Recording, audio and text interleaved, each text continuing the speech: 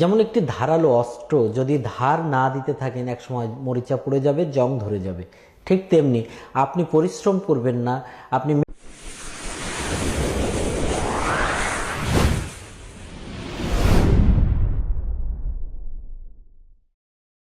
পরিশ্রম সুখের ঠিকানা দেখিয়ে দেয়। পরিশ্রম ছাড়া কোনো মানুষ কখনো সমৃদ্ধ সুখের শীর্ষে পৌঁছতে পারে এটি আমার জানা নেই। আমরা ইতিহাস, ঐতিহ্য সব কিছু থেকে যত সফল মানুষের ইতিকথা পড়ে থাকি, জেনে থাকি, প্রত্যেকটি মানুষের এই সফলতার পেছনে কঠোর পরিশ্রম লুকিয়ে রয়েছে। আমরা মানুষের এই সফলতাকে অনুসরণ করি। অনুসরণ করলে, আমরা গবেষণা করলে বুঝতে পারি যে প্রত্যেকটি মানুষের সফলতা নিয়ে এসেছে তার নিজের কঠোর অধ্যবসায়, পরিশ্রম এবং সাধনা। আমরা যে যতটুকু অধ্যবসায় করতে পেরেছি, যে যতটুকু সফলতা আনতে পেরেছি, তা তার নিজস্ব অর্জন, এটি কেউ করে দেয় না। হেল্পিং হ্যান্ডস অনেক থাকতে পারে, কিন্তু সফলতা আসে মানুষের বা ব্যক্তির নিজস্ব প্রচেষ্টায়। এখন আপনি আমার এই কথার পরে ধরে নেবেন বা বলবেন যে সে তো তার বাবার সম্পদ থেকে অনেক উচ্চবৃত্ত বাবা ছিলেন, তার ব্যাংক ব্যালেন্স দিয়ে ছেলে অনেক বড় হয়েছে। না, আমি এখানে শুধু অর্থের কথা বলিনি। অর্থই সব সমৃদ্ধির ঠিকানা নির্দেশ করে না।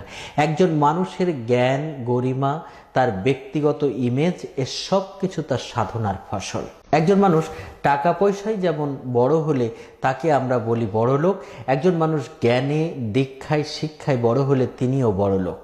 তবে দুটোর মধ্যে তফাৎ হলো, একজন নিরক্ষর মানুষেরও কোটি টাকা থাকতে পারে, কিন্তু একজন জ্ঞানী মানুষের টাকা না থাকলেও তিনি জ্ঞানের আধার বা সমৃদ্ধ মানুষ, তিনি নিশ্চয়ই কোনো জায়গায় ঠেকে বা বসে থাকেন না। তিনিও এগিয়ে যান, তার সেই জ্ঞানের সাধনা শত লোকের, হাজার লোকের কোটি টাকা বানাবার পথকে প্রশস্ত করে দেয়।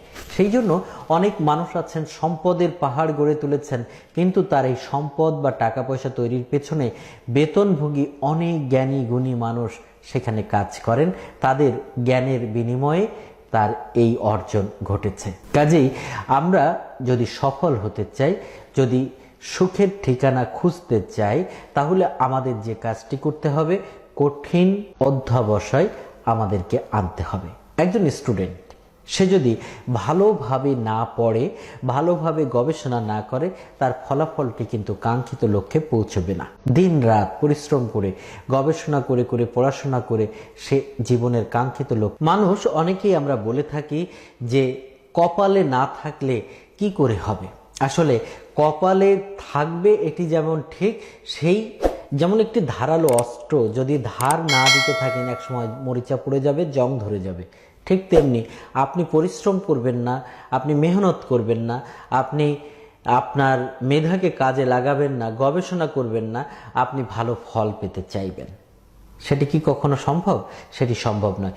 এই জন্য এক একজন মানুষের লেভেল এক এক রকম। আমরা যদি নিজের মতো করে চিন্তা করে, গবেষণা করে সামনের দিকে পরিশ্রমটাকে এগিয়ে নিয়ে যেতে চাই, সেক্ষেত্রে আপনি সফল হবেনই। দেখুন, শিশুরা কিন্তু বারবার দাঁড়াতে গিয়ে, হাঁটতে গিয়ে পড়ে যায়, তারপর একটা সময় কিন্তু সে হাঁটতে শেখে। আমাদের অনেক স্টুডেন্ট আছে যে ভালো একটা ইউনিভার্সিটিতে সে চান্স পায়নি বলে সে আর লেখাপড়াই করছে না, কিন্তু সে তার চেয়ে অধিকতর একটু কম গুরুত্বপূর্ণ ইউনিভার্সিটিতে একটা ভালো সাবজেক্ট নিয়ে বা সহজ সাবজেক্ট নিয়ে পড়াশোনা করত, তাহলে সে কিন্তু আগের থেকে এখানে এই সাবজেক্টের সেরা ছাত্রে পরিণত হতো। তাহলে সেই সাবজেক্টের উপরে গবেষণা করে সেখানে কিন্তু জাতির জন্য একটা অ্যাসেট হিসেবে নিজেকে দাঁড় করাতে পারতো। কিন্তু ওই যে আবেগ থেকে, ইমোশন থেকে সে আর পরিশ্রম করলোই না, যে আমি এত মেধাবী ছাত্র, আমি বুয়েটে চান্স পেলাম না, সে তো ঢাকা ইউনিভার্সিটিতে চান্স পেয়ে একটা ভালো সাবজেক্ট নিয়ে পড়াশোনা করতে পারতো, সে করছে না। এই যে করছে না, ইমোশন থেকে পিছনে চলে আসলো, ভাবলো না যে তার এই ইমোশন তাকে কতটা ক্ষতিগ্রস্ত করলো। তো এই যে পরিশ্রম না করার কারণে তিনি পিছিয়ে গেলেন। এবং মধ্যবিত্ত বা মাঝারি গোছের একজন স্টুডেন্ট, সে কিন্তু দেখা যাচ্ছে ঢাকা ইউনিভার্সিটিতে পড়ে সে অনেক ভালো একটা রেজাল্ট করে ফেললো। তো এই যে পরিশ্রম মানুষকে কোথায় নিয়ে যাবে। আমরা অনেক সময় বলি যে আমার মামা খালু চাচা নেই, আমি কিভাবে জব পাবো।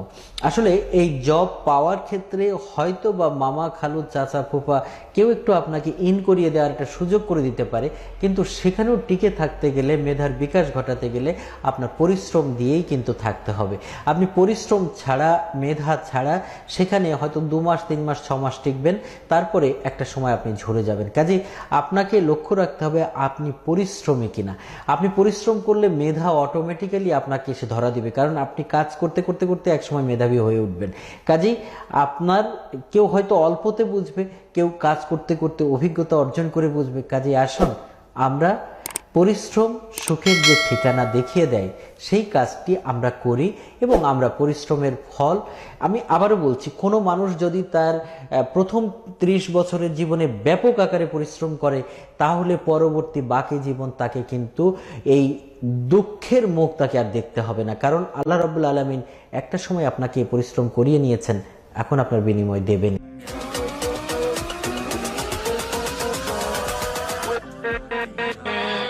With